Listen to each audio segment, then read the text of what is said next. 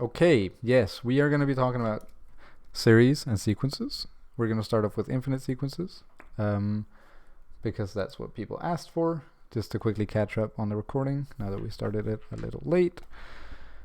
Okay, so this is an asymptote, right? This right here. A graph that gets infinitely close but never quite reaches it. And infinite sequences is kind of the same idea. So we have some sort of sequence of numbers that gets infinitely close to some value, but it never actually reaches it. It can also be things like, how should I say? It can also be things like 1, 2, 3, 4, 5, 6, all positive integers, for example. This is also an infinite sequence. It just keeps going forever.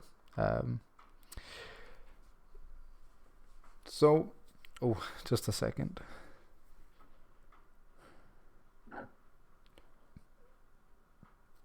Excuse me. Okay. So let's have a little look at an example of an infinite sequence. Let's say we have the sequence x of k equals 3 plus 1 over I can barely read my own notes now. Okay. Over k squared, where k equals 1, 2, 3, and so on. Alright, so if we have this sequence, what we can do is we can try to find maybe a couple terms, right? So let's try and define some of the terms of this sequence. So let's say x1, for example, we can say equals 3 plus 1 over 1 squared, which is the same as 4. x2 equals 3 plus 1 over 2 squared.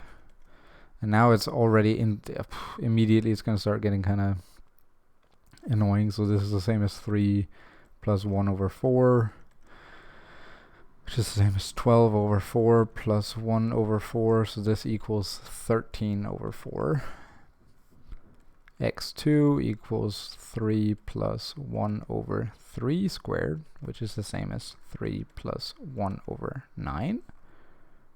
This equals, what would that be? 9, 18, 27. 27 over 9. Plus 1 over 9 equals 28 over 9. So these would be the first three. Now I wrote x2 twice, but could you let me delete it? Thank you. So that would be how we find a couple of the elements, right? We take our k value and we put it into the formula that we're given, that we're told defines the sequence. Next up is about summation. So the main thing you have to know about infinite sequences is how to find the sum of them. So we have this lovely symbol that I don't actually know what it's called, but it is the summation symbol. So what you do, or what you have, there are kind of three defining parts about this. So you have the beginning point down here. So let's say in this case, for example, it's k1. So this is our beginning. Then at the top of the symbol, we have our upper limit, and this is our bound. So this is where we stop. And then to the right of it, over here, we have the expression that we're, I guess, operating on. So let's say, for example, k, just k. What this would mean is that we take every single value of k between 1 and 12, both inclusive, and we add them together. So we do 1 plus 2 plus 3 plus 4 plus plus 12. Right? And then we find the sum of it. That's how we express, or that's how this symbol is used to express summation. That being said, I'm just going over this because it might be in the exam. You might see the symbol in the exam, and so it's very helpful to know what it means. But when we are working with infinite sequences, let me see here.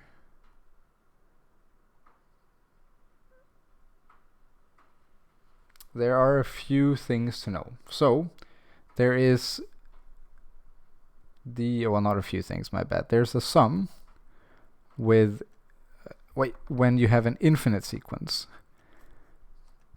And the way you calculate that is using a over 1 minus r. And in this case, it's required that r is greater than -1 and less than 1. So what we need to do is we need to find a few things before we can calculate the sum. So there is a is our first element, or like our first what do you call it now, our first term, my bad. So a is our first term, and r is our ratio. So taking the example over here and looking at this, what is our ratio? Let's have a look.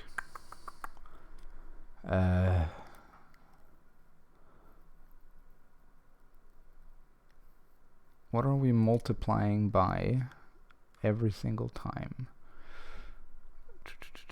Actually, this might not even be a... Give me a second. No, this is an arithmetic sequence. Now I have to remember to keep my things in order. This right here, you can only find the sum of an infinite geometric series. So geometric means that it's multiplied by some ratio. That's what r is. Every single time. You are never going to be asked to calculate the infinite sum of an arithmetic sequence. If you're working with arithmetic sequences, the formula goes s of n equals n over 2 multiplied by 2a plus n minus 1 times d. So in this case, n is the how should I say, the term that you are looking for. So it's say we want to figure out what term number 27 is going to be, then n is going to be 27.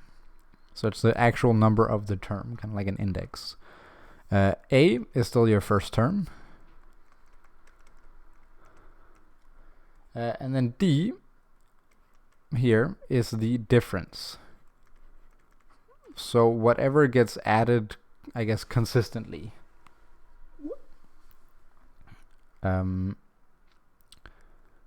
I don't actually know what the difference would be here. Let's see what are we actually adding every single time we're adding. Tom, help me out. Is this arithmetic or is it geometric? Now I am unsure on that one. Anybody knows? Maybe somebody is actually way smarter than Who's good at math? Fuck yeah, it's not easy when the people who are supposed to help you don't even know what's going on.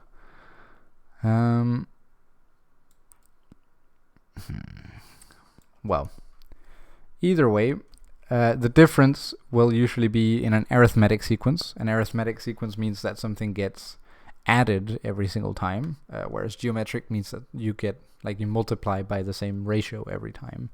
So in this case, say for example you had the how do you say? Oh, Tom, fuck, I'm a monkey. The sequence of all positive integers, right? 1, 2, 3, and so on. in this case, the difference would be 1 because you add 1 to go between each like step.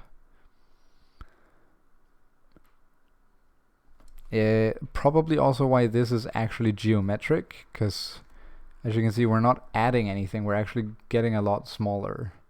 So what you can see is the ratio is below 1 because we're going downwards. First we have the value 4, then we go to 13 over 4. So I mean, let's try and figure out what is the ratio between that. Actually, let's actually do this. What would the sum of the infinite sequence 3 plus 1 over k squared be? So to find the ratio, I'm going to delete this because arithmetic is not about infinite sequences. I just wanted to clarify that it has to be geometric. So let's quickly see. So we have 4, then we have 13 over 4, and then we have 28 over 9. So to find the ratio, we can say, well, we have the first element, and then we divide it by the second element.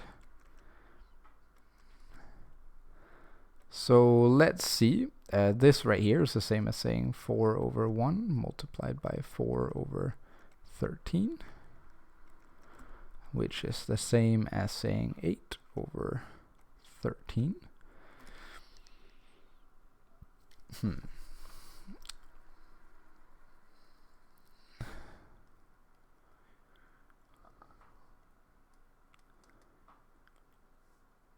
So it seems like the ratio would be 8 over 13, perhaps.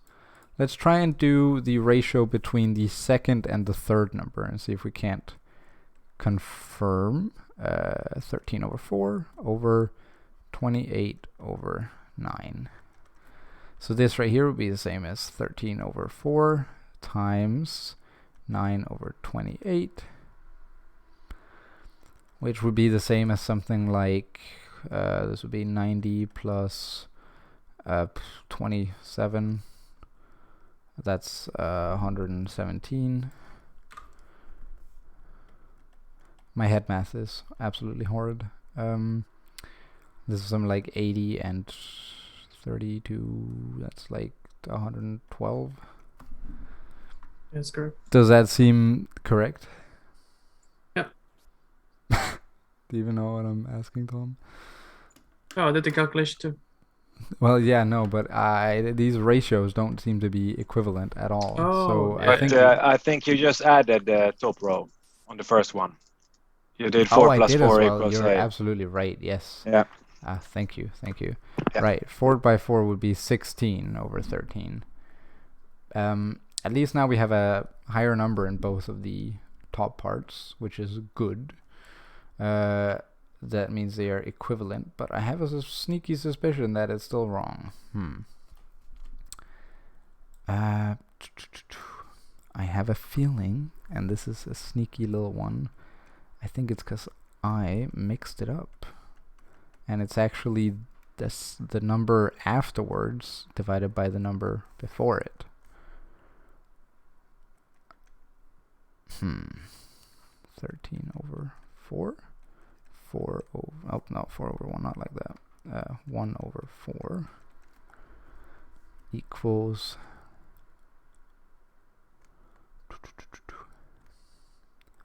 13 over 16. I guess we're then, funnily enough, going to end up with 112 over 117. Alright, let me see. Can we define 100? It's 100. Hold up.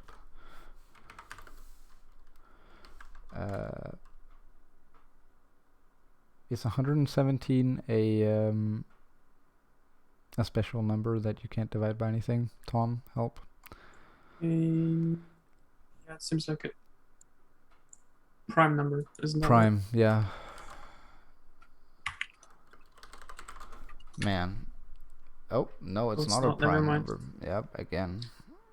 3 times 3 times 13. Did you say 3 times 3 times 13? Okay. Long story short, divided by 3, it's 39. Divided by 3, it's 39. If you can't the other one too. No, you cannot. 112 is not divisible by 3? Nope. Okay. Man, finding the ratio is not as easy as just doing that.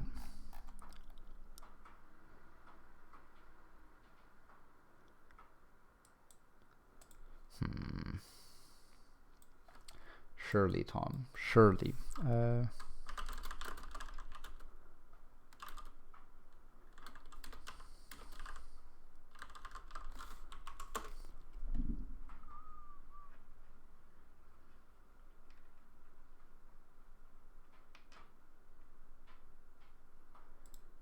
But it is that. Like, it absolutely is that. Okay. The way to calculate the ratio, now I've looked it up, I don't want to be telling you guys wrong things, is by dividing a term by its preceding term. So in this case, 13 over 4 divided by 4, or 28 divided by 9 over 13 divided by 4. That should give you the same result. So it should give you the same result.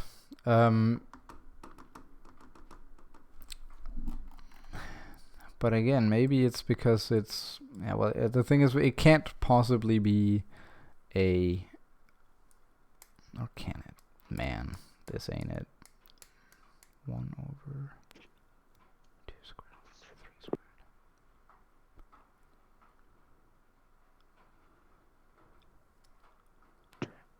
Can we just... Actually, can't we just look at what the bottom is here? So it goes up first by 4. So first it's 1 over 4. Then it goes up.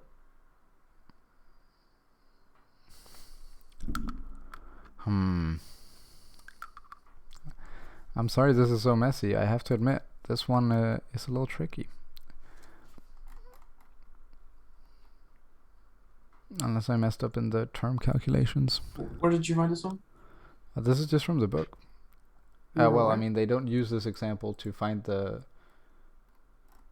ratio. I thought I was going to be... That might be the reason, though. That this one is like complicated. Yeah, it might be. That's why they didn't use it for the ratio. Just stick Alright. with the ones from the book for that, I think. Yeah.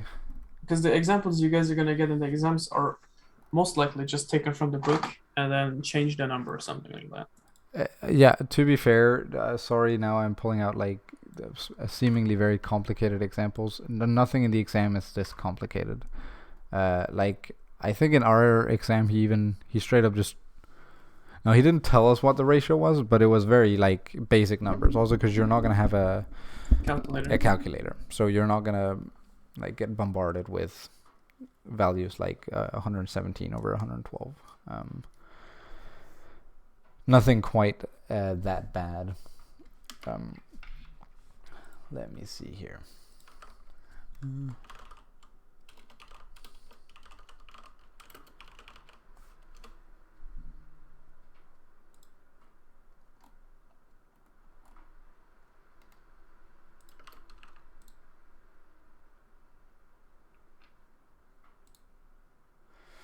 If you give me a second, I'll pull up a an example that is a little less painful potentially.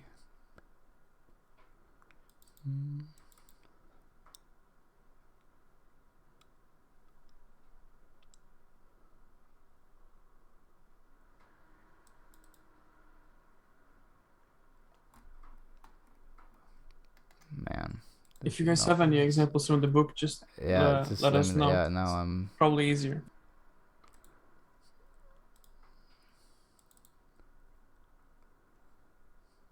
All right.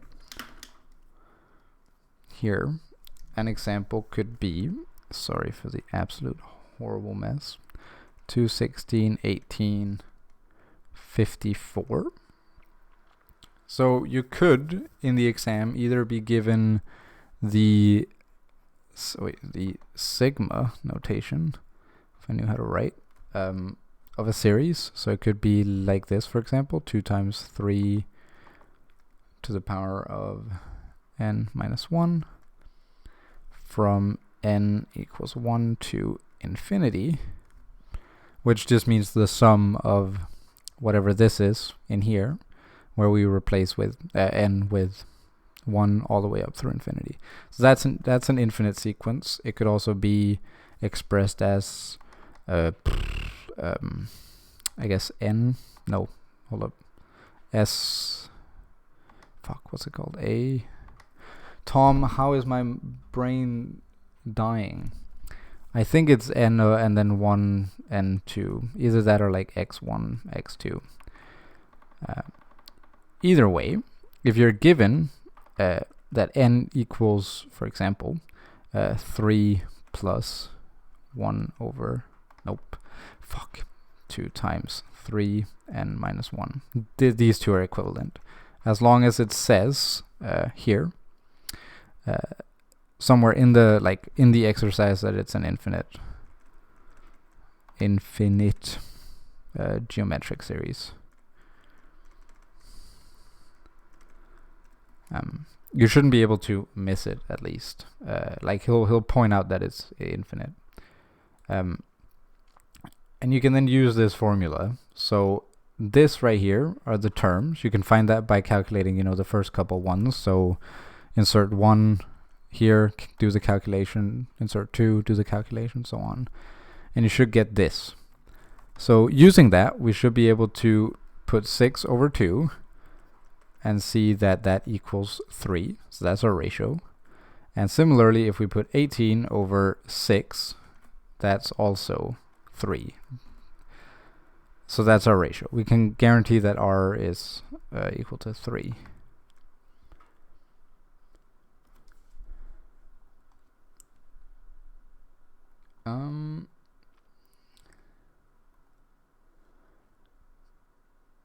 Now the only issue with this one is, well, we can't actually use our infinite series one on this one, seeing as n is, holy shit, dude, the examples are just going downhill today.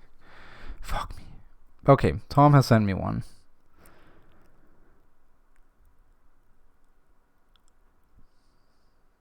Huh?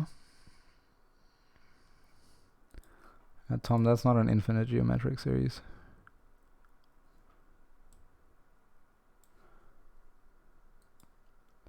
I'm very sorry about this. This is going very poorly. Let me...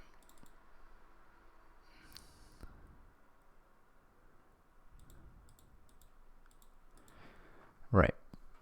The important thing, and I guess that's what I should be underlining here, is not so much, I guess, like especially what your R value is. It is the fact that you can find your R value by dividing any element with the previous element, or term with the previous term.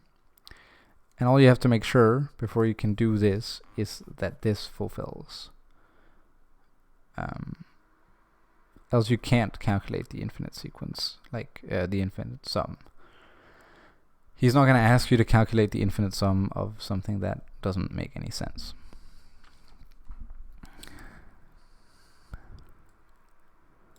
Let me check algorithms. Nope.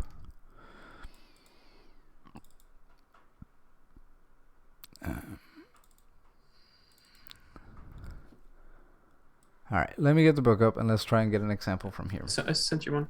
No, it's still not. It's not an infinite geometric. Okay. No, it is. What, did you send me another one? Oh. I deleted the other one. Sorry. Okay. Sweet.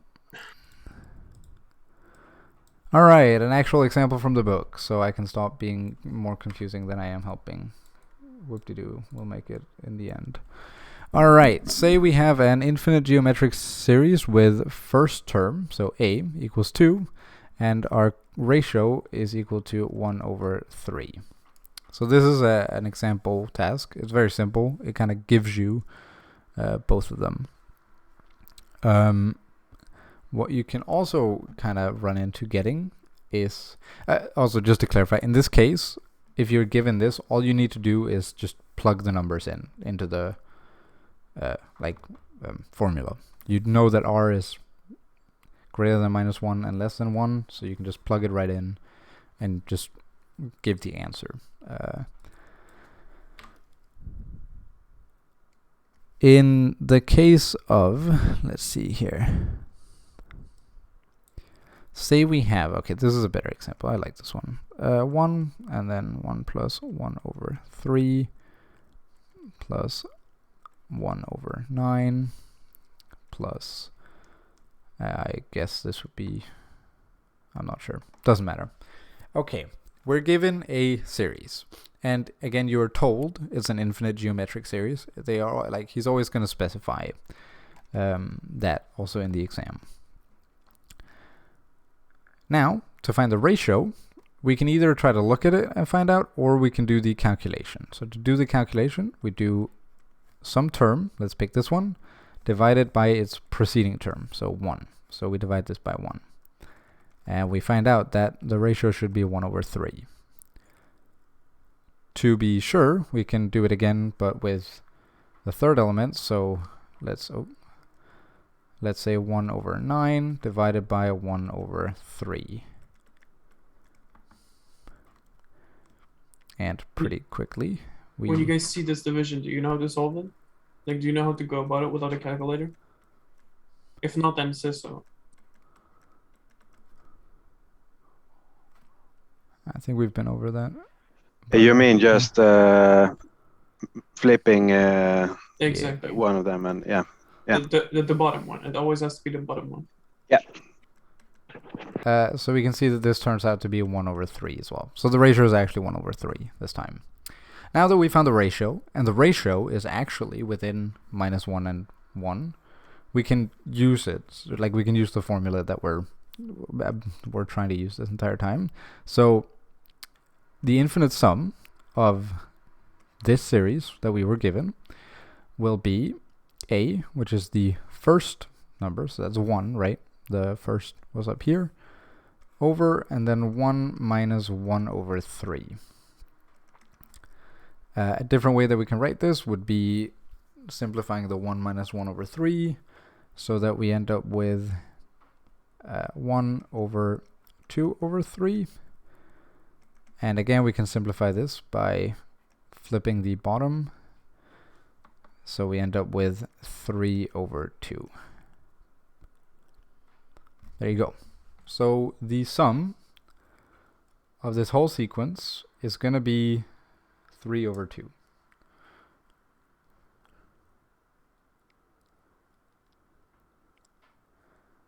Does it make sense now that we finally managed to push through all of the stupidity? I hope it didn't completely crumble. And I hope it makes some kind of sense still. Also in our exam, the only thing we ever saw about these infinite geometric series was a pretty simple, like this, for example. And then we were supposed to find the sum. That's all we ever saw. There was nothing more advanced about it in the exam. All right, cool. Oh boy.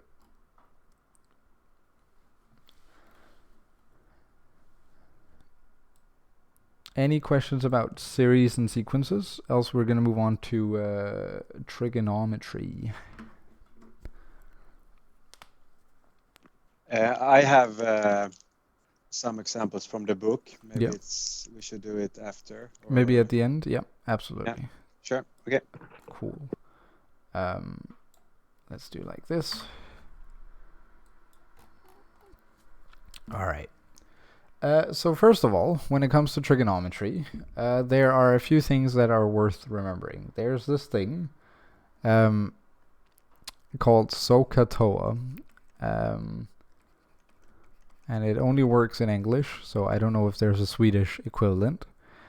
But where you say SOHCAHTOA and you use it as a way to memorize how to calculate sine, cosine, and tangent.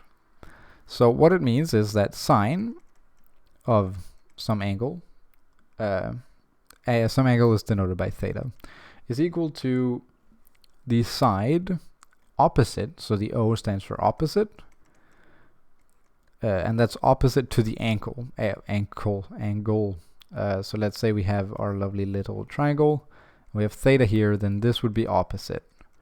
This would be adjacent, and this is always the hypotenuse in a right angle triangle.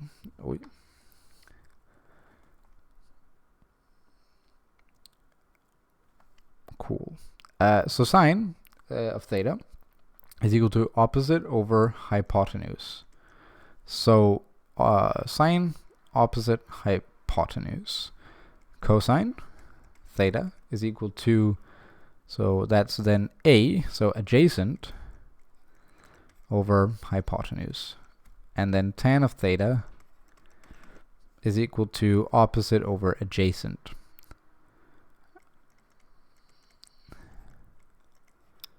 Adjacent, like so. So katoa. If it helps you memorize it, that's very good. If you are better at memorizing it just by some other way, that's fine too. I am also fairly certain we had this in the We did. we had the like equations, I'm pretty sure. Yes. It doesn't give you. I don't think it gave you the whole thing, but it gave you like. Oh, I can check. All right. Also, I was actually sent an example that I stupidly missed. Thank you, whoever Maestro is on Discord. I think it was you, Frederick.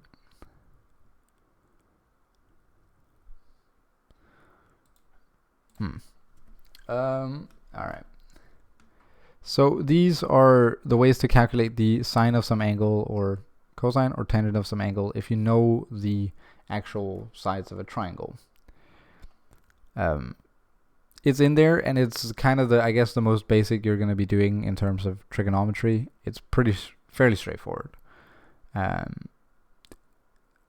I hope that's manageable.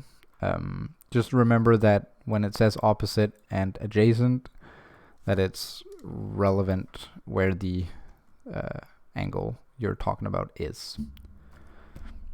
Cool. Okay, now next up we have a part that is very long, and I have to admit I did not pick out any examples myself because I would rather do it with you guys, depending on what you find hard and kind of, I guess, more challenging and so on. But I'm assuming some of you have by now looked at the trigonometric identities, and potentially have been a bit confused. Like I said, I don't have any specific examples picked out, but I would love to pick some out with you. If you the only way to really learn these like identities is by doing exercises. You're not gonna there's no other way, unfortunately. Hello. Why hello there, Kia. Hello. Why hello. But Kia's completely right. The thing is, a lot of these, and don't get me wrong, we're absolutely feel free to suggest like examples. Also at the end, especially, I think I'll, even if you guys don't want to pick out any, I'm sure I'll pick out a few to maybe do. But either way, using these identities is a lot about spotting like what you can do and how to how you can get whatever you have on your paper to match. You're not recording. I am. I'm using OBS, my guy. Oh. What was I saying now? Yeah, it's a lot about making whatever you have given in the task or the expression you're currently working on is getting kind of morphing that to match an identity or spot an identity that could match, and so on and so forth. So it's kind of a lot about, I guess, seeing the pattern. If you guys have any examples right now that you'd like to go over, please do feel free. Else we'll look into it after. Yeah. Yeah, Mhm. we can. Frederick, do you have possibility to, or should I put it in the chat maybe? I mean, yeah, if there's something. Yeah, I'm trying to. It's one of your old exam. Exams, yeah. Yeah. I've been sent it by Frederick, I Okay. assume. Yeah. Okay. Perfect. Okay, this one. Let's see. So the task goes, let me just copy paste the picture. So this is the task. Evaluate sine 45, cosine 45, and tangent of 45. Start from the triangle below. Okay. Well, there are a few things to keep track of. So let me start out by kind of redrawing it. So we know we have a right angle here. And we know that this is 45 degrees. And we know that this has length of 2. Right. So there are a few more things that we can kind of, I guess, isolate. We can isolate that because of this being a right angle, and because we know a triangle always has 180 degrees in total. We currently have... Internally. Yeah, internally, yeah. So currently we have 90 degrees up here. We have 45 down here. So we know that the last one has to equal 180 minus 45 plus 90, which comes out to be 45. So we know this angle is also 45 degrees. What we can do now is we can kind of use the fact that we have this pattern to make two triangles. So we can split this down the middle. Now, rather than having a length of 2, we have a length of 1 and a length of 1. We have 45 degrees up here, because we split 90 degrees in half, right? Half of 90, that's 45. So let me just quickly delete some of the parts. There we go. And we know that we have 45 degrees here. And now we are suddenly left with 90-degree angles in the bottom. All right. Now we have gotten somewhere at least. Let's try to think about this now. Now you can use SOHCAHTOA. Can I really? Yeah, you should be able to figure out the... I don't know the length of this though.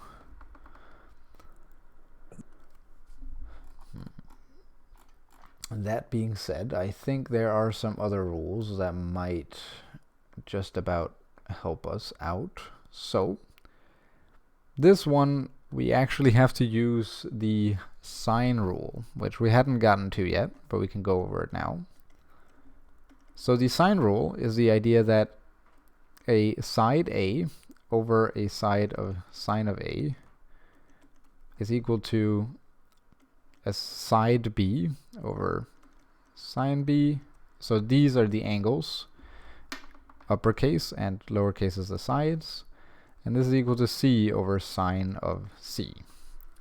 So all of these are equal. We don't need to have all three whenever we're working with it. But let's say in this case that this lower side here is A. We have B over on the right side, and then we have C as the hypotenuse. This would leave, and this is very important, the opposite angles from the sides are the equivalent, I guess, letters. So A would be across from the side A, we would have angle A. Across from side B, we would have angle B. And similarly, across from side C, we would have C. Uppercase C, I don't know how to denote that there. Let me...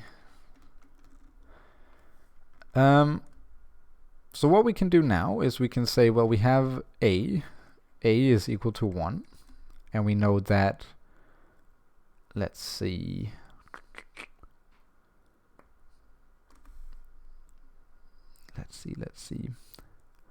what could we potentially be interested in finding out here? Does this even work? B 45, so sine of B is what we don't know, because we don't know what 45 is, and we don't know the length of B either.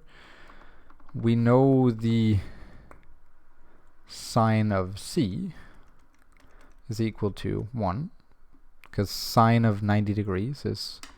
Oh, no, now I'm lying. Sine of C has to be 0. Kia, Tom, unit circle. This is why the unit circle is very important. Is sine of 1 0, or sine of 90 0, or sine of 90 1? Sine of... Second. Yeah, it's 1. Is it 1? Okay, yeah. Yeah. Yeah, this is why knowing your unit circle is mighty handy. That being said, I don't know if this is... I'm a little unsure if this is now legal. Now I'm kind of trying to... or starting to consider if this is actually...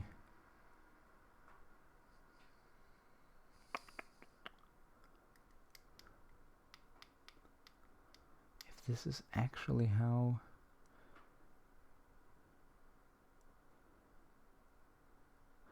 Because I don't know if you're supposed to know the sine of 90 to solve this one. Because I mean, the thing is, if we do, it does make it very possible now. But what do you say, Tom? Such a surprise. What? Yeah, I mean, like, the thing is remembering the unit circle is very handy. But it almost feels like it should be possible. Did you see what I sent you? Let me see.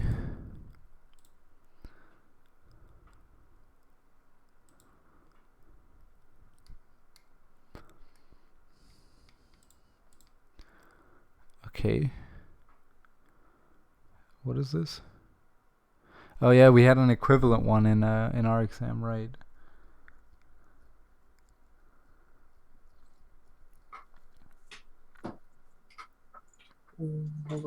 Yeah, but how?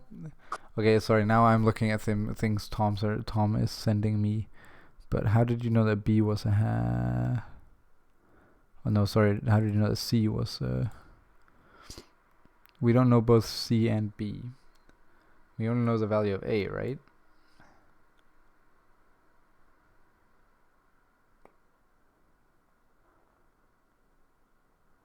Oh no, he said they were all 1. Never mind. Yeah, exactly. example, Yeah, yeah. we only know the... I don't know if this is...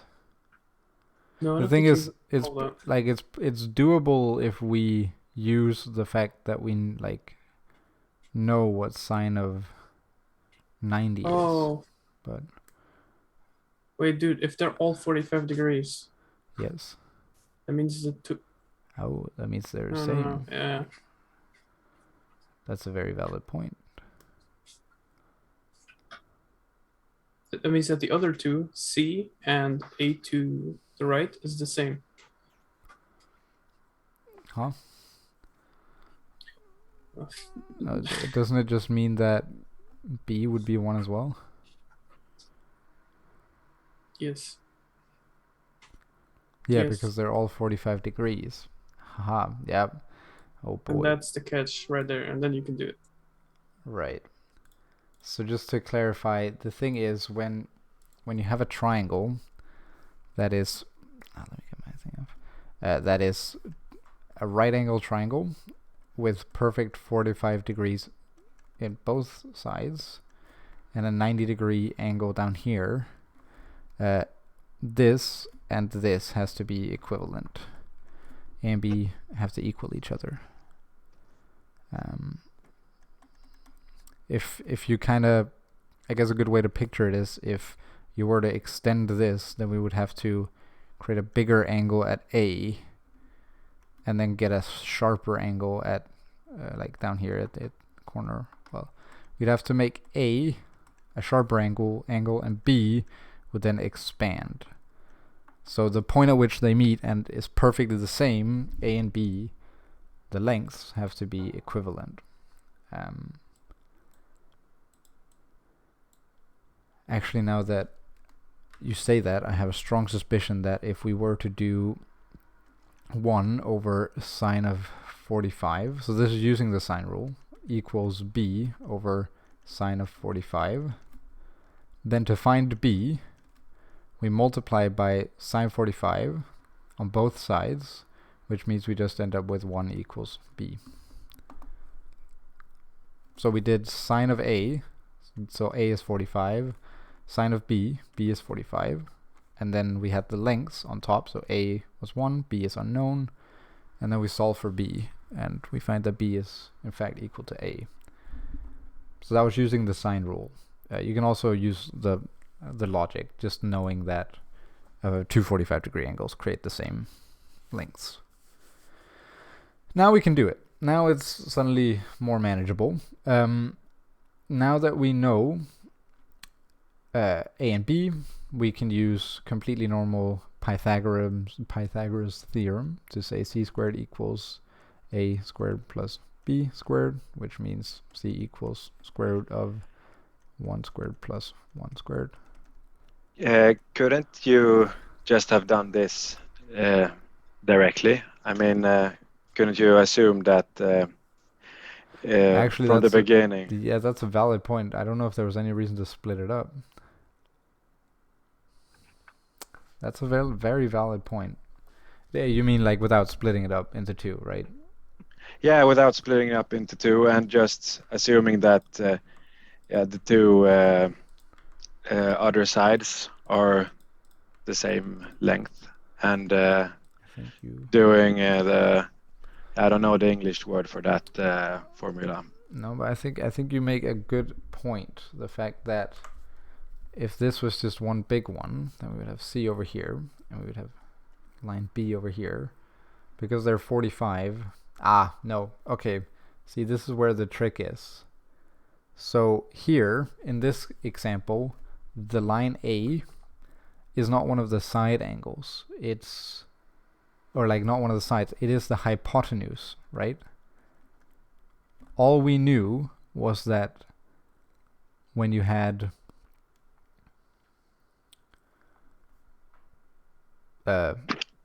like two 45-degree angles, then the two lines connecting at the right angle are equal. So now we know in this triangle we know that C equals B. But how do we actually find out what value they have?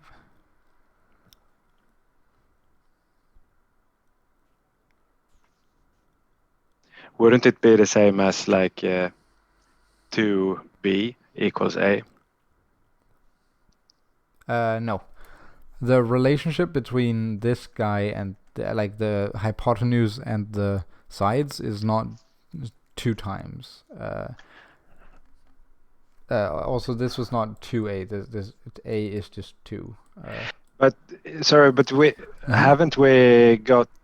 I mean, in the picture they give us the hypotenuse, right? Yeah. And the formula is that one side plus one side equals the hypotenuse. Yeah. So shouldn't it just be like 2a is? Or let's try it. Hold up. Say so. It's c squared equals a squared plus b squared. Exactly. Which means that, let's say now we have c, right? So let's solve it for let's say a. That would mean that a equals square root of c squared minus b squared. Something like that. That might be very small. B squared. Okay, so now let's say a equals square root, and then we say of 2 squared minus, and what do we put as b?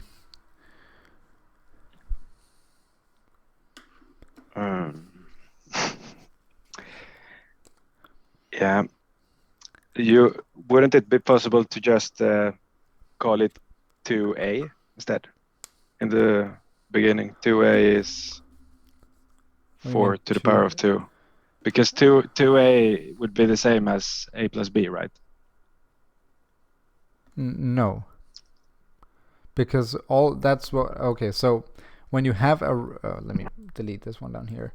When you have a right angle triangle, we're just going to ignore that there's a hypotenuse, but it doesn't really matter. let's say you have line A here and line B here, or for that matter, line A and C. It doesn't matter what they're labeled. The two lines that are connecting to make the right angle, and only those two lines, can be assumed to be equal when both of the other angles are 45 degrees. So all you can assume from this triangle is that A equals C. We do not know what B is. Like, we don't know the relationship. We just know that, or well, I guess we do. We know that B would equal square root of, B would equal the square root of A squared plus C squared. But we don't know like a 2 times something type of relationship. Or, oh wait, I'm a monkey. Holy fuck. Yeah, you make a very valid point. Give me a second. Hold up. So are you what you were trying to say is that C squared. Fuck, now I'm confused. Yeah, it's probably me confusing you. No, because I think you're onto something. Yeah, so what we can do in this equation is, because we know C has to be equal to B, is we can actually just replace it. So we know that, well, if, let me just rewrite this. A is our hypotenuse, so A squared equals C squared plus B squared. This can also be written as, because we know C equals B, it can just be written as A squared equals B squared plus B squared. So which then is 2b A squared. squared equals 2B squared. Is that what you were trying to Yeah, get that's at? what I was. Yes. Okay. My bad. So now we can try to solve that for B, which would then give us something like B equals square root of A squared over 2. And that means that B would then be square root of 1 over 2. Yep. So now B is the square root of 1 over 2. And so is C, square root of 1 over 2. That makes sense. I think I would be willing to accept that as making a lot of sense. You can do the splitting into 2 triangles if you feel particularly like it. I think maybe I personally would have found that to be a touch simpler.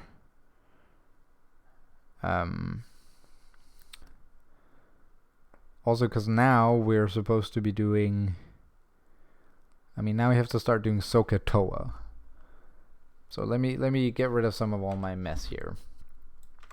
Sorry. So now we've kind of gotten to this point where, fuck me, I can't move anything without, okay.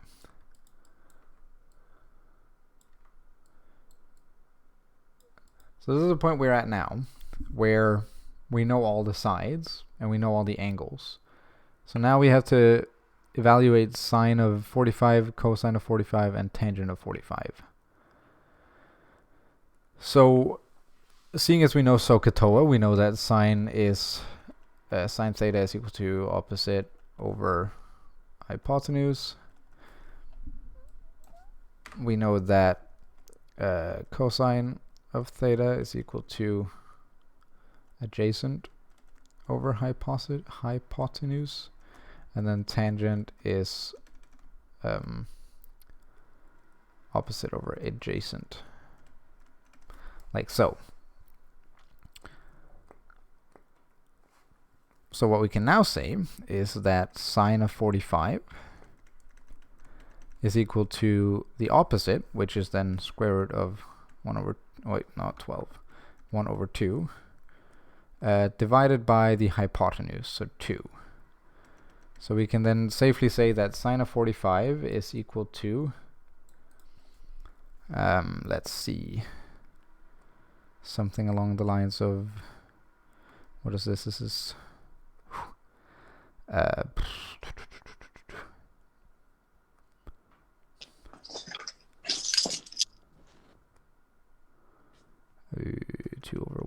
Oh, that doesn't even really work. How would we?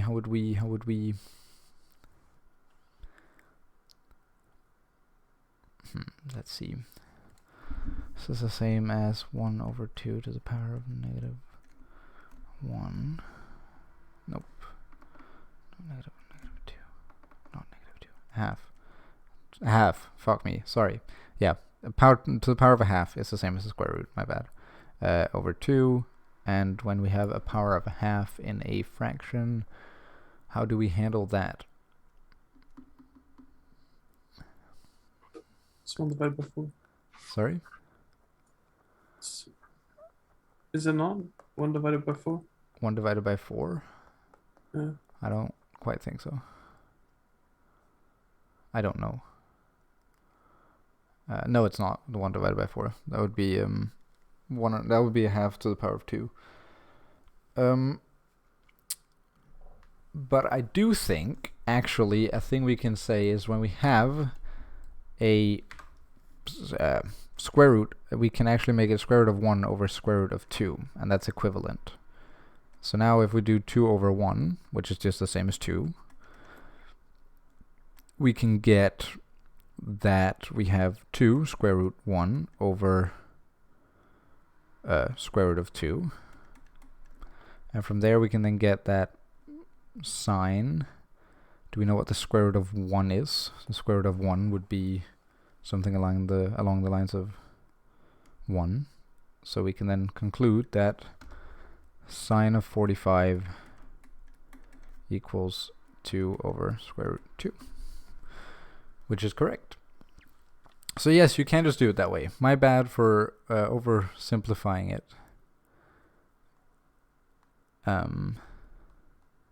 Isn't b equal to 1? Hold up, when was this sent? Now I'm 51. Okay, Rosita sent me a message. That's a while ago now. That might have been while I was mighty confused, to be honest. Oh, it might have been during the c equals b squared. Yeah, I think so. A square. I think so. In that case, it wasn't. My bad for missing that, Rosita. Man. I gotta get more observant of the chat. Okay. Trying to get back on track a little bit. Yes, both Frederick and Robin, sorry. You can in fact just leave it be. I guess maybe personally I would have found it a tiny bit easier if we did split it, simply because all the sides became 1. But at the same time, it's, if you can keep track of the fact that you can use Pythagoras and like replace equal values, so in this case because c was equal to b, then we could just replace c with b. If you can keep track of that stuff, it's absolutely a perfect solution. But yeah, we can try and do cosine as well. Let me move this up a touch. Let's say cosine of 45. That equals, so in this case it's adjacent over hypotenuse. So the adjacent one to our theta, which we, I guess, can pick to be, let's see, well, b. I mean, the thing with 45 is that it's the same. So we end up with square root 1 over 2 over 2, which becomes 1 over square root 2 over 2, which then becomes 2 over square root 2, which is correct. It's, if you know the unit circle, it's really, really handy because you can actually check your results from these ones. Knowing the unit circle is quite helpful because it happens to be that sine of 45 equals sine of equals cosine of 45. Tangent might be a little more interesting. Let's say we have tan of 45. and that equals, so opposite over adjacent. So opposite over adjacent for B would be this guy and then this, so B and C. When it says adjacent, it's the, I guess it's the one of the lines that make the angle that we're looking at, but never the hypotenuse. Hoping that makes sense. So in this case, we would end up with 1 over square root of 2 over 1 over square root of 2, which means we end up with square root of 2 over square root of 2, which means we end up with 1. And 1 is indeed the tangent of 45. We can try to pull out the unit circle.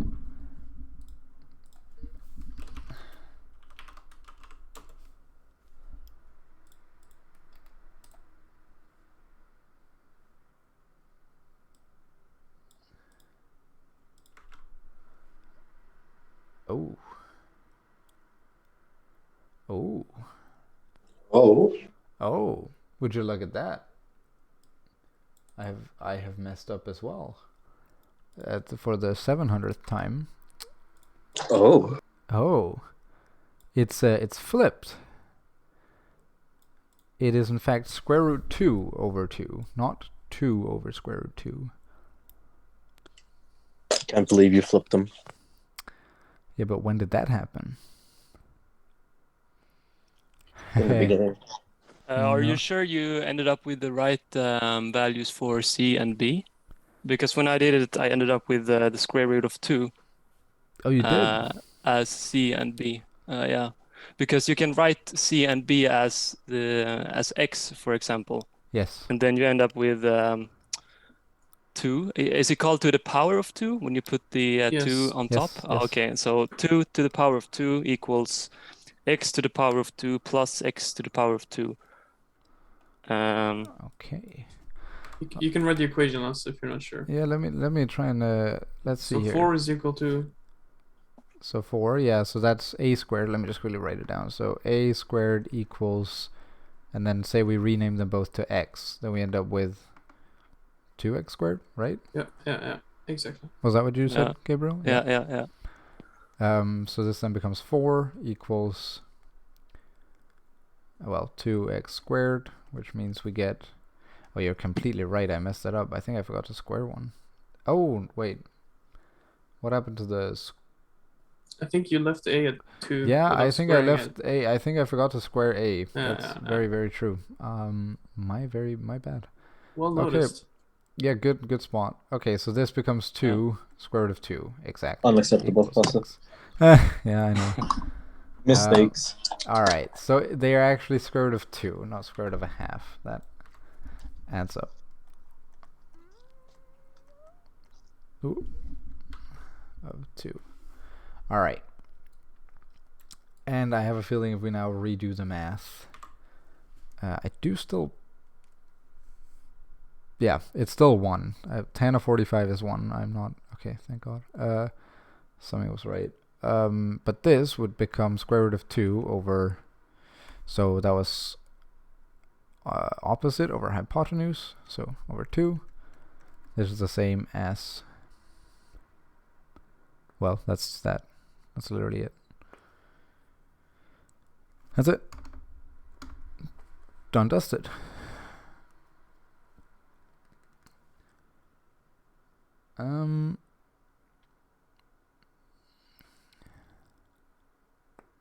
Undily goofus doofus. Yeah. Okay. Nice. Well done. A nice spot. Also, thanks for the help, everybody, because I can't do math. Clearly. But We can only do graphs. Sorry. We can only do graphs and algorithms. Yep. All right. Well, do people just want to keep doing like exam questions now? We've gotten almost to the end of what I was gonna go over. I must admit, I was gonna go over sine rules and cosine rules. Do people want me to go over that? Either DM me or say it or anything. Or would you much rather that we go over exam questions like this? Or do you have any Anything else? any tasks that you've been doing that you're stuck on that you were gonna ask the teacher, because then you might as well ask us. We might be able to help. Yeah, seemingly a big might tonight. Yeah.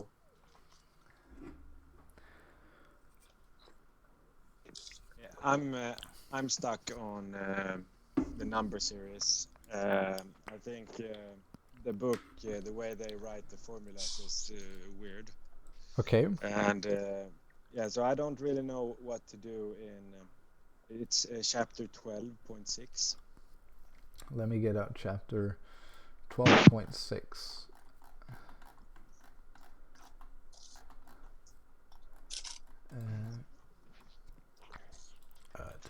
Where's my book now? Oh, it's right here. I'm blind. 12.6 contents. 12. 6. 6. Yep. Yeah, you can take task. I think I failed with task 5, and I've also failed with task 3 on that one. Okay, task. So 12.6 and then 5. Yeah, 5 and 3. Yeah. 5 and 3. Okay. So I know them.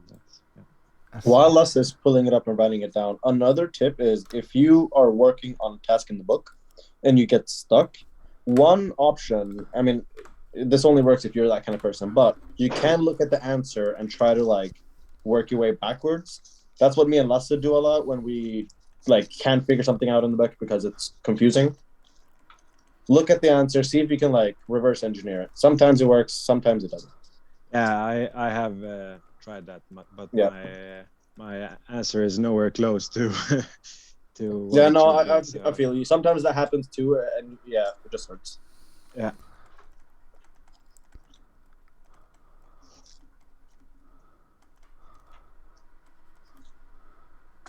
Yeah, this entire math course in general just hurts. Yeah, I was so lucky to I've done it before, yeah, same. basically just have come out of high school where I did it all. So yeah, I mean, I did it too, but it was like 4 years before we did the math course, so yeah. it was a fat L right there. Whoops. Oh, all right, cool. So we have a sum of an arithmetic series. The difference is 1, and the first term is 4. Calculate the number of terms. Okay, find number of terms. Okay, cool. Let me get out my arithmetic progression thing here. The thing right now. The thing, the sum of an arithmetic Thing. Okay. No, my thing. Your thing. We don't talk about your thing. Stop. Yeah. Okay, cool. So the sum of some number of elements, I think I wrote this down a bit earlier, is given by this formula. Honestly, the best thing about the entire series section of like chapter and also sequence is all you need to know is kind of what variables to like pick out of the question. If it's, you know, one of those questions where they like talk a bunch and only like 5 sentences actually matter. But find your variables, so define your variables and put them into the formula. It's all formula based in this one. It's like, so in this case, we are given the fact that it's a sum. So we know we need already now we know we need an equation that deals with the sum of something. We then move on. We discover that it's an arithmetic sequence. We now know, well, the sum of an arithmetic sequence is given by this formula. So this is the formula we need. Now we can start defining variables. So the sum is 270. So we can write 270. That's the big S. So we know 270 is the sum of it. The difference is 1. So our D is 1. First term is 4. So our A is 4. And now we need to find the number of terms. And number of terms is our n. So n is still our unknown. So this is kind of what we end up with. So now it's algebra.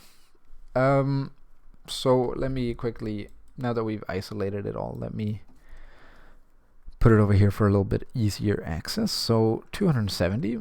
So now we're going to start rearranging. So n over 2 is still the same. We're going to solve this. This becomes 8 plus, and then n minus 1. We still don't really know what that is.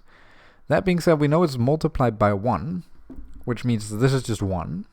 And now the beauty is we can remove these brackets because we're no longer multiplying it with anything. The brackets are there because you need to multiply d in before you can remove them.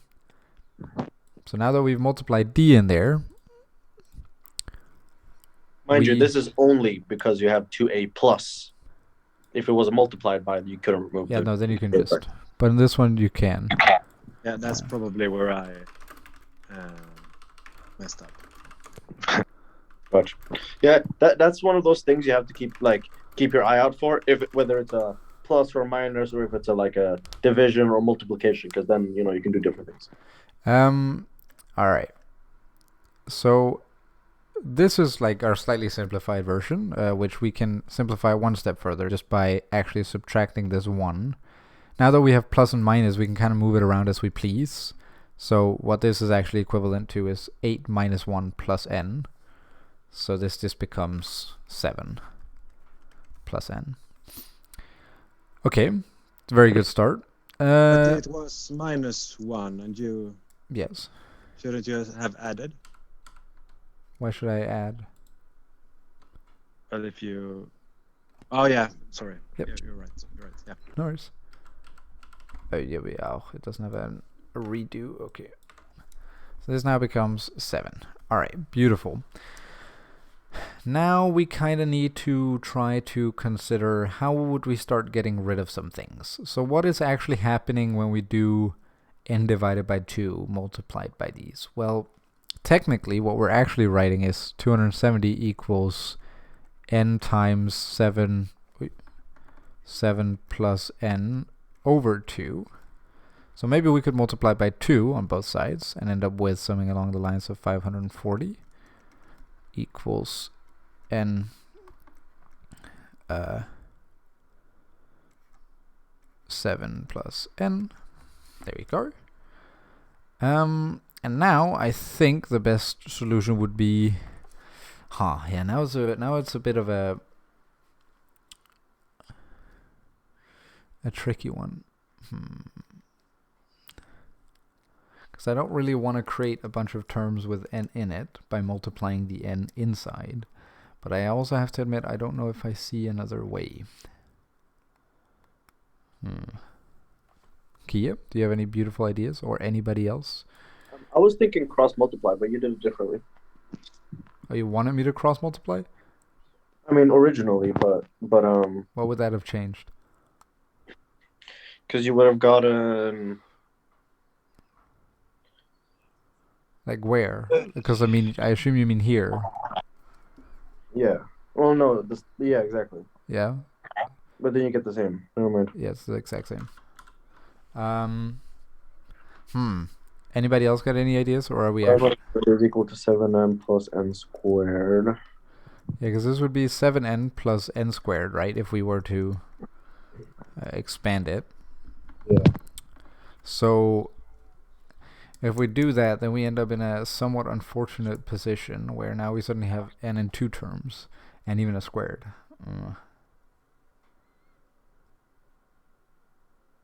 Yeah. Jesus Christ, your mic is AIDS.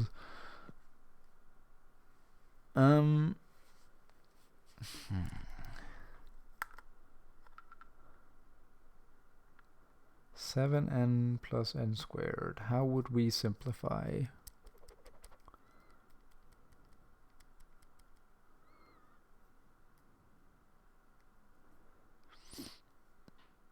Does anybody have any ideas? Did I go wrong earlier, maybe?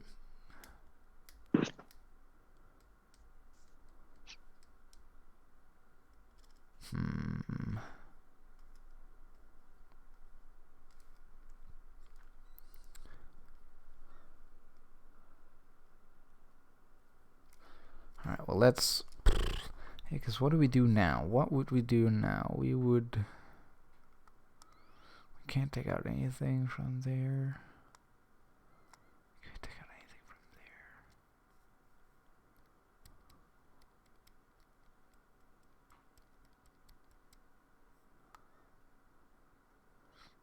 You know what I think might actually be a clever solution?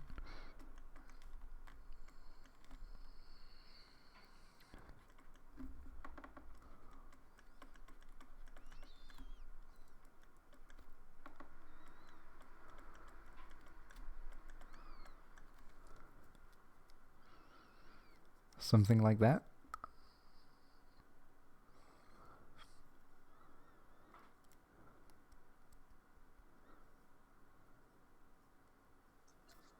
Might be clever, but it feels illegal. What? It's clever, but it feels illegal. Yeah. Okay. Well, now I guess. I mean, I have to admit this is my best bet, and I might be going down a completely wrong alley here. But let's say we do so x equals. How's it goes? Negative b plus or minus the square root of b squared minus 2ac over 2a. Okay, let's try and fill it in. So this is just our good old regular quadratic equation. So let's try and fill it in. So we end up with x equals, so negative b, that's minus 7, plus or minus the square root of 7 squared, minus 2 times, and then a is 1, and c is negative 540.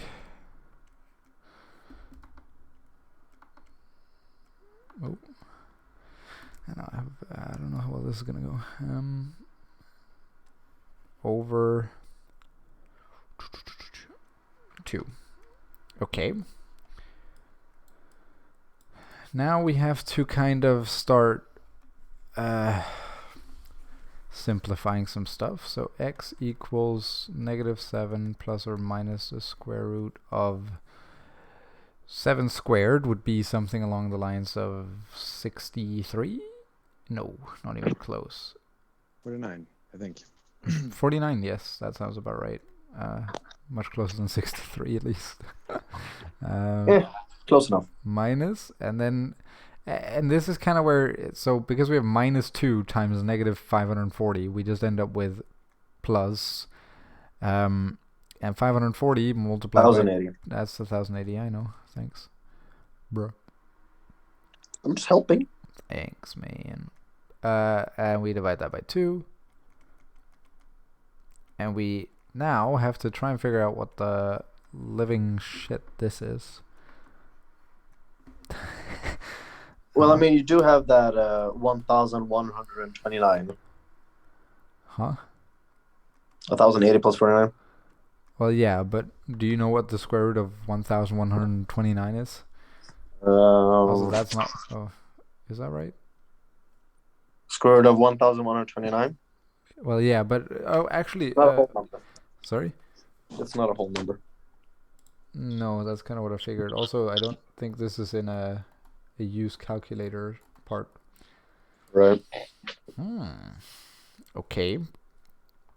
So I feel like maybe we did go down the wrong I think so. path. Yeah. Are you sure that 270 is S?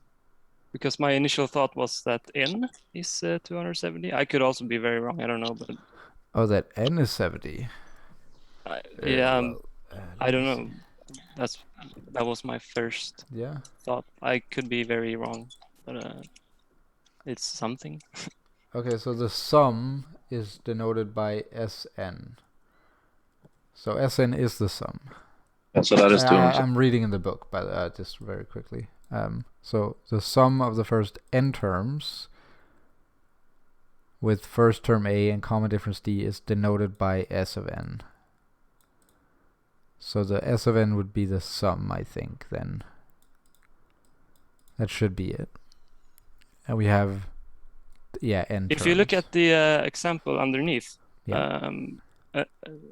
to 12.17, isn't go up? Oh. No. Oh, Stop. here. Yeah, there. Isn't the find the sum of the first 10 terms, and then they use 10 as Yeah, n. that's because it's the 10 terms. Right now we're given the sum, and then we have to figure out how many okay. terms. Yeah. So Okay, this. so there's a difference there. Yeah. Yeah. So this question is actually it's going a little backwards compared to I guess what you normally would. Okay. Because we're given the sum, and then we have to find out how many terms. Yeah, I mean that entire chapter, or that entire part of that chapter, is questions like that where it's Right. the questions are kind of flipped and you're missing information to use the actual formula. So I was trying to do like this for most of them and rearrange the numbers, and some Yeah. of them I was able to figure out, but yeah. So I was thinking if there was some other formula that you could apply that I didn't know of, Don't think so. because most of those numbers you're missing information. Let's try and have a look in the answers and see. But then again, maybe these are kind of too advanced to. Like this is I still don't think anything we had in the exam was close to this. Yeah. Let's see. Exercise. What was we did? 12.6. 6, and we did 3. The answer is 20. Okay. Well, I don't know if this is giving me a feeling of 20, that I must admit. What was the answer? 20. 20. Yes. Maybe we are doing this wrong. Let me see. Yeah, maybe this is the incorrect kind of numbers to focus on a week before the exam. I mean, yeah. I mean, when you get completely stuck on them, obviously you aren't really making any progress anymore. But at the same time, I mean, it's arithmetic, the sum of n terms. So that is definitely it's the formula that has all the information we need. That's what fits the example. The sum is 270. The common difference is 1, and the first term is 4. Calculate the number of terms in the series.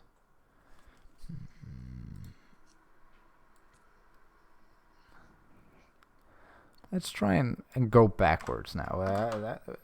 We'll give it a tiny bit more, but then maybe we'll have to chalk it up to not being able to solve it. Can we take the other one that was also a question? I think there was a third and fifth one. Sorry. yeah, there was number 5. Oh yeah, the as 5. well, Yeah. Give me 1 second. I'm intrigued. Oh, Yes, I'm gonna try to solve it as well. Give me a second. 270.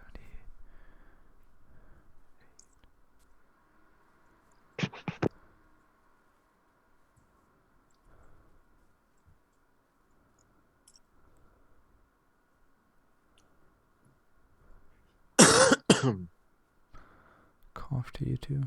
No, I'm sorry. No worries.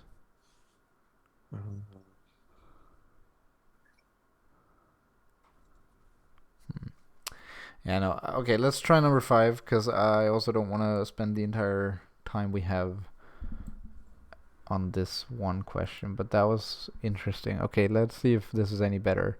The sum of the first 13 terms. So we say sum equals 13. Oh wait, no, sorry. What? Sum equals 0. N equals 13, right? The number of terms. The first term is 3. And then the difference is what we want to find. Okay, now I shouldn't have deleted the formula, but 2a plus n minus 1d. Okay, cool. Let's try and insert some numbers. So 0 equals n over 2. Nope, not n over 2. So this actually becomes a number this time because we have 13 over 2. And this then is multiplied into 2 times a, so that becomes 2 times 3, multiplied by 13 minus 1, and then multiplied by d. Okay. So 0 equals 13 over 2 times 6, and this 6, oh, that's a plus, I forgot the plus. That's very important. 6 plus 12d. We can then do 0 equals, and I guess the best idea this time would be to multiply in, so we end up with 60 plus 3 times 6, which is something like 18, so that becomes 78 over 2. That's multiplying in here, and then multiplying in here, we would get something along the lines of I don't know what 13 times 12 is. It would be something along the lines of 130 plus 26, so that's 156. Yeah, that's correct. I just googled. All right, nice, thank you. So 156d over 2.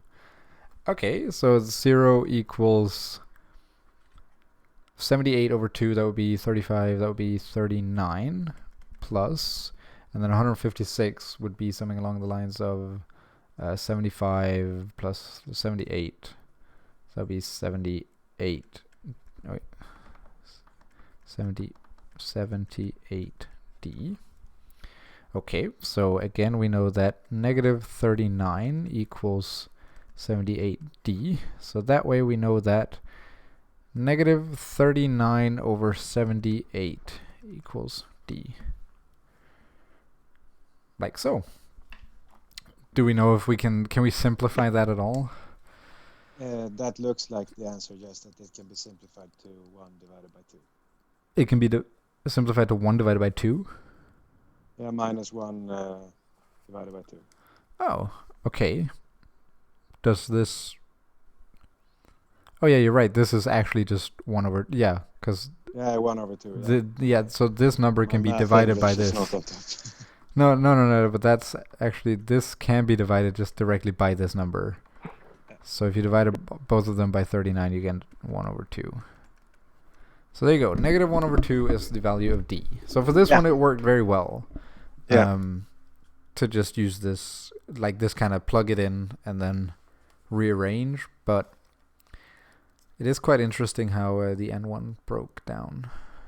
Yeah, when I did this one, I see on my equation I messed up with the d here as well.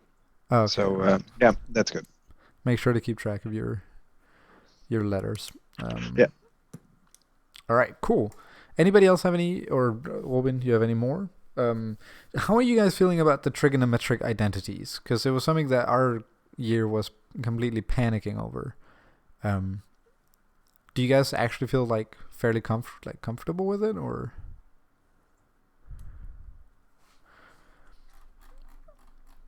I'm just gonna take silence as a yes if you guys don't say anything. But I was actually googling what the Swedish word. Okay, this long list of formulas.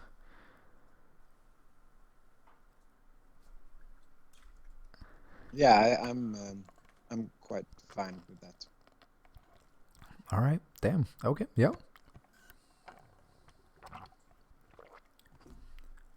Well, in that case, I mean, I thought that was what we were going to be spending most of the night on, but that's just great, amazing. Would you guys like to go over some more old exam questions? If you want, I can pull up an old exam and we can have a little look at a few. Sure. All right. Let me see if I can't find an old exam then.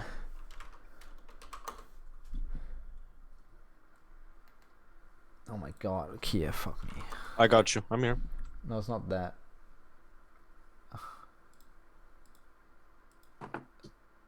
What? I don't want to do this. I just want to try to log in, but now because it's goddamn Outlook, I can't like cancel. No, it's not allowed. What? It's not allowed. It's not But okay. I can't do anything. I can't get to just log in. Every single time I try it is... Oh boy. Does anybody else have severe issues with Outlook? No, it's only us because we use 15 accounts. Nah, fair. Settings. Site data. Okay, what's it called? HKR or something. It's like sts.hkr or something.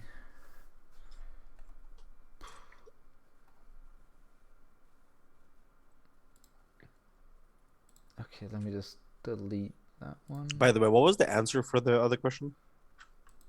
A 20. 20. Yeah. Did you get that? Nope. I got Yeah. 67 and a half. Well, close enough, eh? I guess. Yeah, Robin, I really don't know how to do Yeah, that one, I must admit. I got the exact half of what you got, 33.75 when I did this. Oh. Oh. All right, now I need to two-factor. Just a second. I'm getting the old exam. I have to log into my teacher's account to be able to get access to your courses. Math. Okay, let's see. What did he give you guys? He only gave you one sample exam? Yeah, that's what he did with us too. Did Yeah, he? we have one more. We have 2 example exams. Oh, you do? Okay, so he gave you another one? That's always Yeah, I ordered it from the student portal.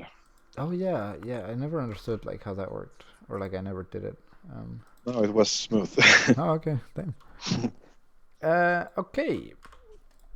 I'm thinking what okay. Let's try to. We're gonna go through these, and we're gonna have people say stop when they want to do any of these. Do we want to go through any in task 1? Are there any of them that you're feeling particularly worried about? You haven't been able to solve. You just like to. Nope, says Lise. I'll take the silence as a no. How about task 2? How's that feeling?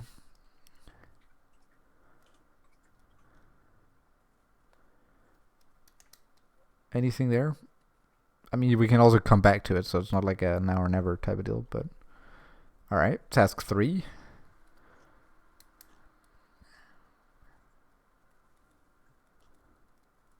The logoma, the question C for me. Yeah.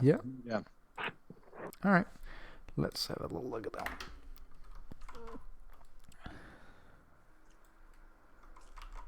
Oof.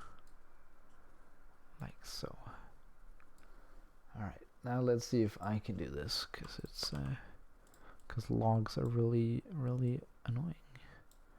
Okay. Cool.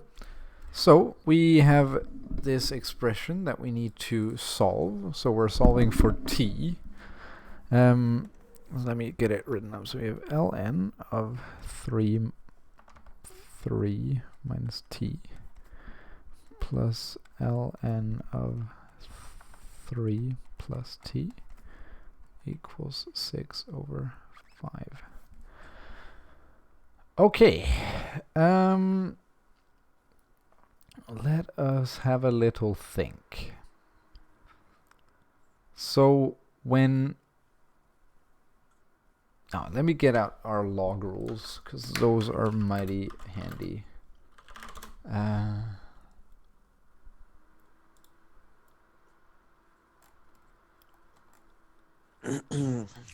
Also, it was 12. What was it? I'm still trying to solve it. What was it? 12. 6. 12.6, number 3. Thanks. Okay. So these are our formulas. So the only thing I can really see that fits kind of, I guess, anywhere would be the fact that we have two logs added, which means we can make them into one and then multiply the contents. Something like that. I think that's kind of the only thing. If we do that, we end up with natural log of 9 plus 3t minus 3t minus t squared.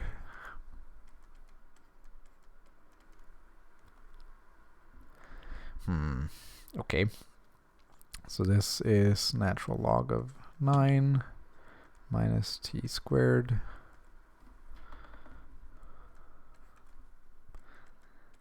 equals 6 over 5.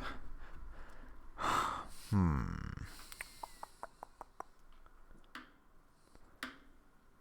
now we're in a bit of a pickle here.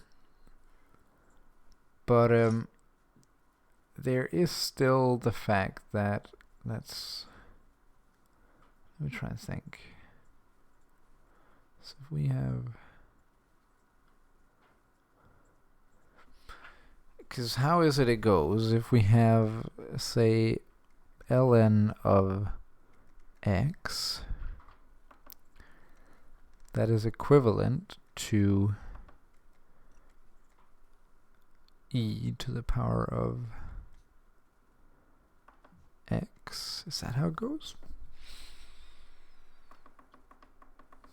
Let me see here. Log base a of x is the same as x to the power of a. Isn't it something like that? No, I can't even remember my power rules. Indices. First law, second law. Was it first law? Nope.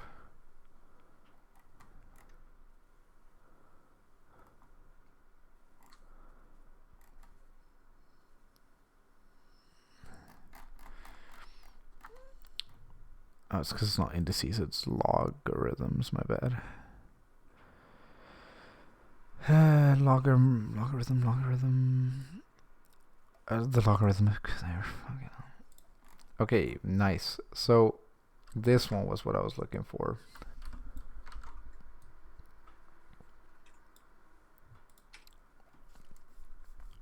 So if we can say that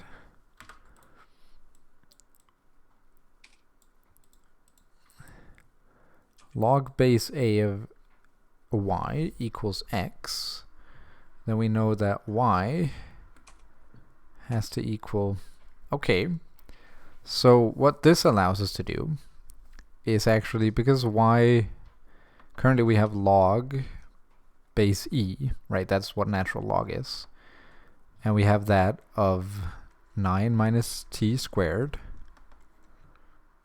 and that is currently equaling 6 over 5. So using that, we can actually flip it a bit, and we can say that 9 minus t squared equals e to the power of 6 over 5. Right? We good with that? Yes, no, maybe, perhaps? Do people agree? I'll take the silence as a yes. Right. So we can rewrite this to be 9 minus t squared. Also, did everybody follow what I did? Like, if you didn't, please do let me know, because the thing is, I'm sat solving at the same time. So if my explanations start to fall off or become really bad, please do let me know. Okay, so now we have 9 minus t squared is equal to that. So if we say negative t squared equals e to the power of 6 over 5 minus 9, then we can say that I'm going to quickly flip them. So t squared equals 9 minus e to the power of 6 over 5. I hope everybody's okay with that step. And then t equals the square root of 9 minus e to the power of 6 over 5. There you go. And the reason it is okay to leave e to the power of 6 over 5 is because e is like e to the power of 6 over 5 is just some number. It just equals some constant, some actual real life number, because e is a real life number, kind of like pi. We just don't write it, we just write e instead. So we have in fact solved it for t.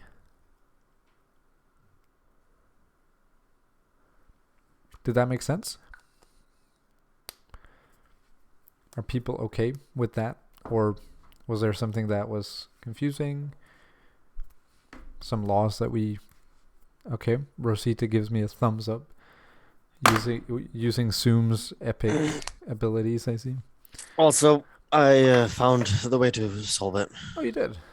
Yeah, I haven't gone into a solution yet because it requires more steps than I want to do, but I can explain it to you. Okay, well, let's give it a go. Let me get it back on the screen. Let me see if I can find it. Where was it? Where did we get it from? Right, the book. Yeah. We got it from 12.6. 12.63. Yeah.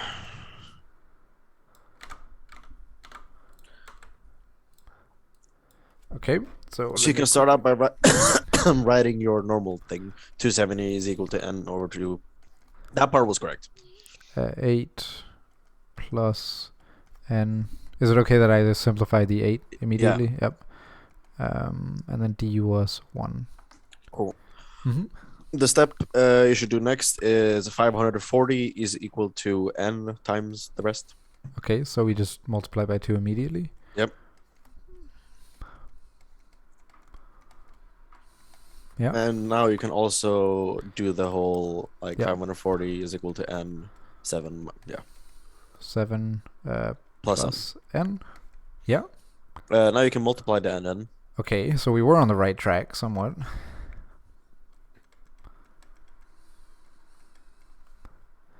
And now what? Now what? Now, so you move everything over, so it's equal to 0. Okay.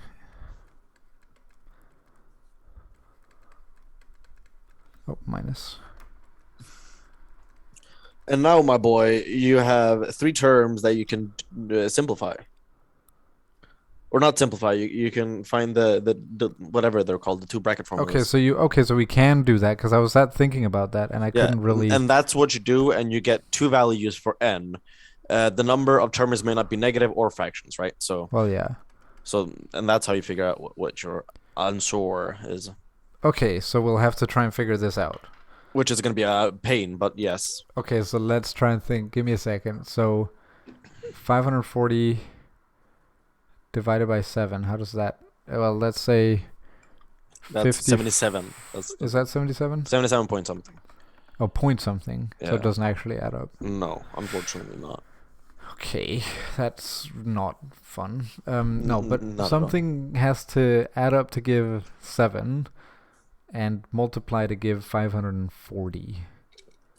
Isn't it negative 540? Yeah, negative 540. I mean, that's important, because when they add up, we're going to have to have one negative number.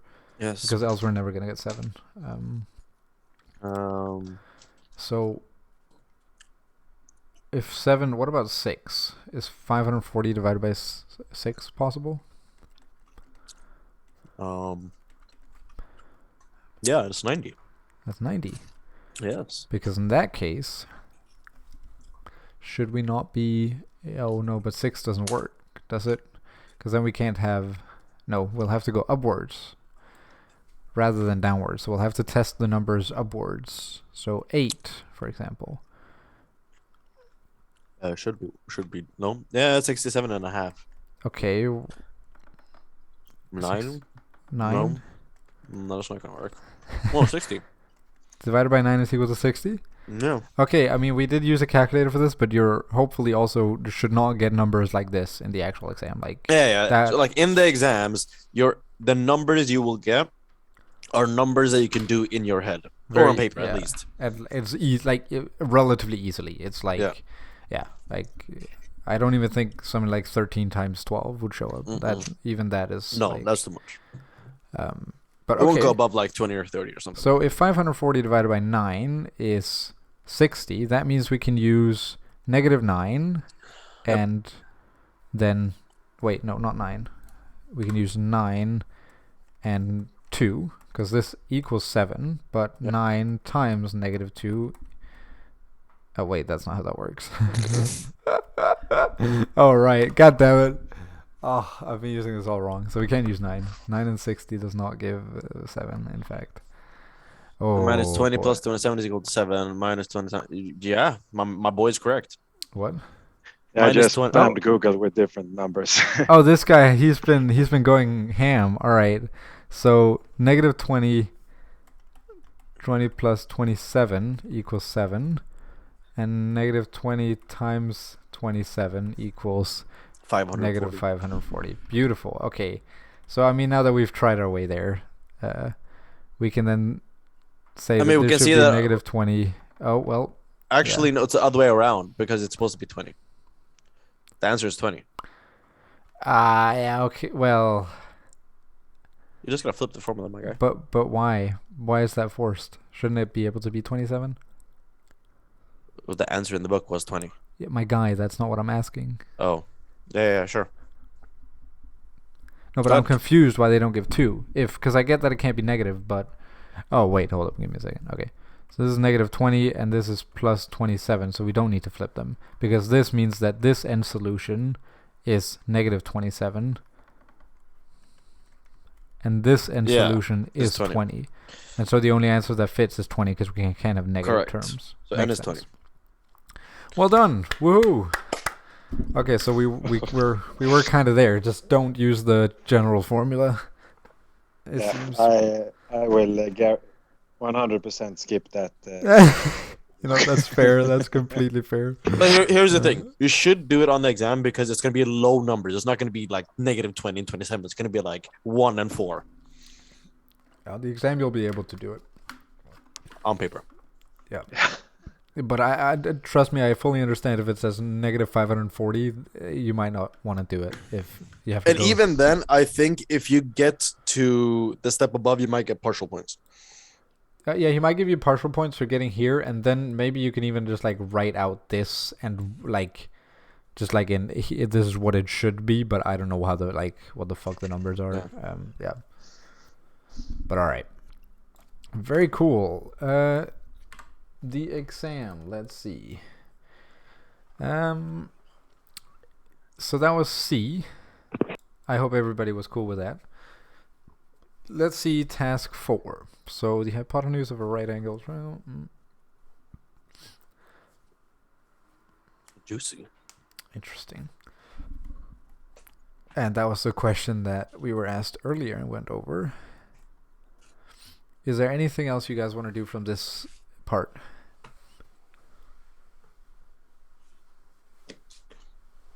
I'll take it as a no. I'll take that as a no as well. Also, this is why I started out by splitting the triangle you gave us in half, because we had this, I can't remember if it was 30 or we were asked to evaluate 60, but we had a triangle like this where all the angles were the same on the exam, where you had to split it to get a right angle, right angle triangle. So just make sure to keep track. All right, task 5. Oh, it's because it's in Swedish as well. Right. Yeah, so last task 5 is about sequences and series. Maybe the task 4A. 4A. Yeah. Absolutely. Yeah. Like so. Oh. Fuck. All right. Let's have a little look here. So what it says is we have a right angle triangle with a hypotenuse of 5 centimeters And one leg is 4 centimeters. So now we have to find the other one. Let's label this C, and this A, and this B. So what we know from Pythagoras' theorem is that C squared equals A squared plus B squared. So we can then rearrange that, because now we're looking for A. So we can say that A squared has to equal C squared minus B squared, which means A has to equal square root of C squared minus B squared. And now we can then put in the numbers. So A has to equal square root of 5 squared minus 4 squared, which is the same as saying the square root of 25 minus 16, which becomes 9, which becomes 3. So A equals 3.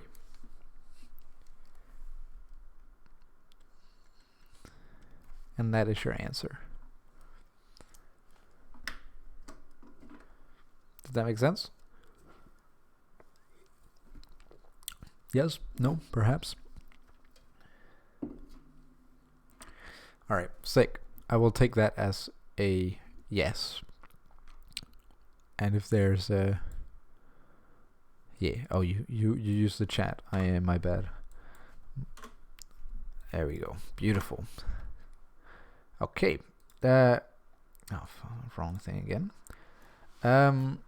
Was there anything from task 3 that you guys feel like we... Or task 5, my bad. That you guys feel like we should go through? Question C, maybe. C? Yeah. Absolutely. Yeah, that was that the one you sent me? Yeah, it was. Yeah. Absolutely. Let's have a little look. Alright. So what we're asked to do is find the sum of the geometric series 1 minus 1 over 4 plus 1 over 16, and then minus etc., etc. So first off, we already know that to get the sum of an infinite series, doing an infinity symbol is very difficult. We need A, our first term, over R, over 1 minus R. And we have to remember that negative 1 has to be less than R, and R has to be less than 1. So first off, we gotta find our ratio. So ratio has to equal negative 1 over 4, because that's our second term, over our first term, so 1. So the ratio is negative 1 over 4. We can check this again by doing it with the next 2 as well. So we can do 1 over 16 over negative 1 over 4. This is the same as saying 1 over 16 multiplied by negative 4 over 1. And this then becomes negative 4 over 16, which can be simplified. We can divide it by 4. So we end up with negative 1 over 4. And we can indeed confirm that our ratio is negative 1/4. Again, negative 1/4 is indeed within our parameters for R. So we can use the formula. So S of infinity has to equal 1, our first term up here, over 1 minus, and then minus 1 over 4. So in this case, S of infinity equals 1 over, and what is this going to be? 1 plus a fourth would be something along the lines of 5/4, which then becomes 4/5. 4/5, because we just flip this and multiply it with the top, right? Cool. Fractional rules. Yeah, that's fractional rules. So the sum of infinity for this one, not the sum of infinity, bro. The sum of this infinite geometric series is 4/5.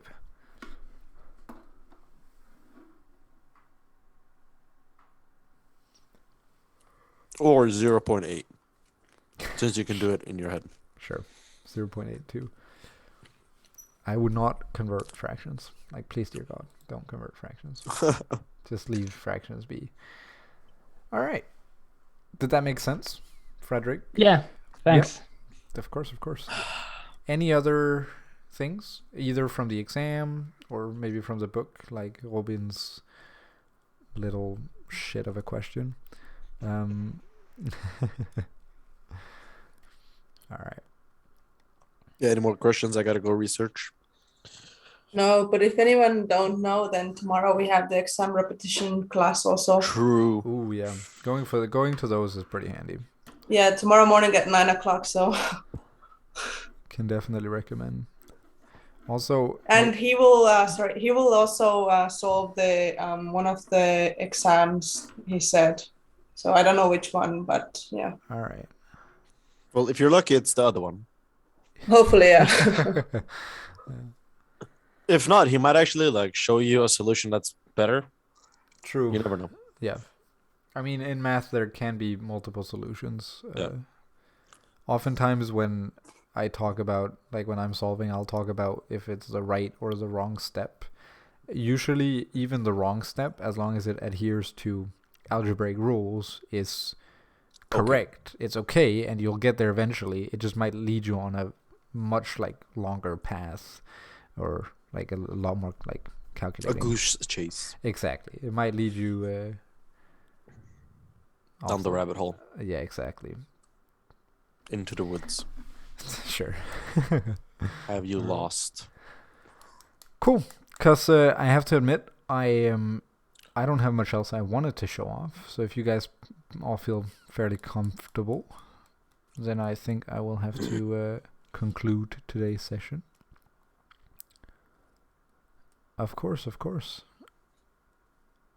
We are here to help. And if, thanks and bye, Rosita, to you too. And if you have questions like after or tomorrow or over the weekend or something, it is the weekend, I'm dumb.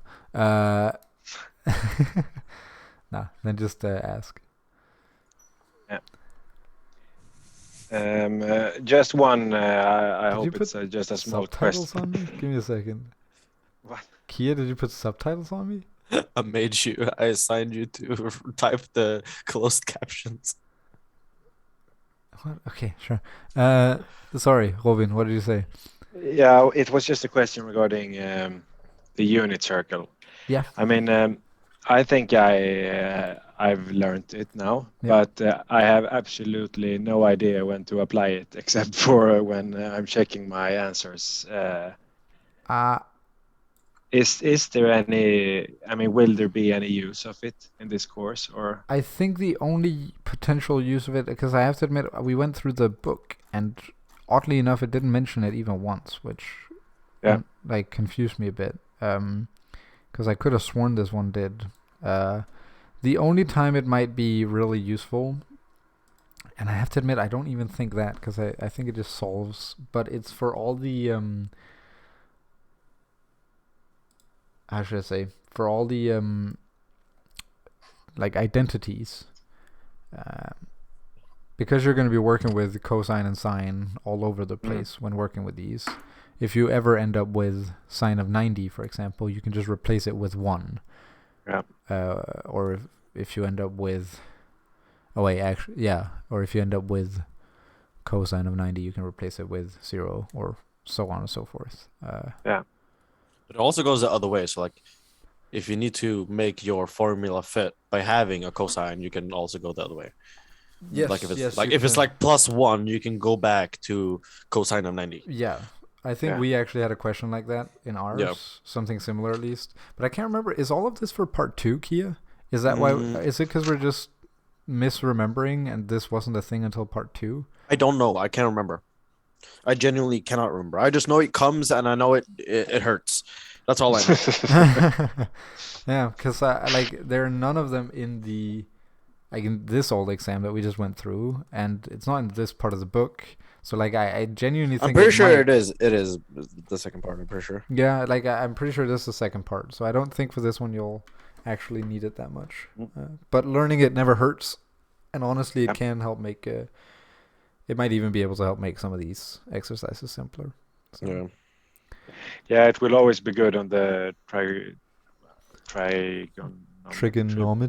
trigonometry part. Yeah, where I can actually check my values and know what it will be right before I even do my calculations. So that's a good part. But yeah, okay. But then I know that I will not probably have a lot of use for it in this part. I think there's almost guaranteed there will be one of those like use this triangle to find sine or sine, cosine, and tangent of some angle, like the ones we went over today,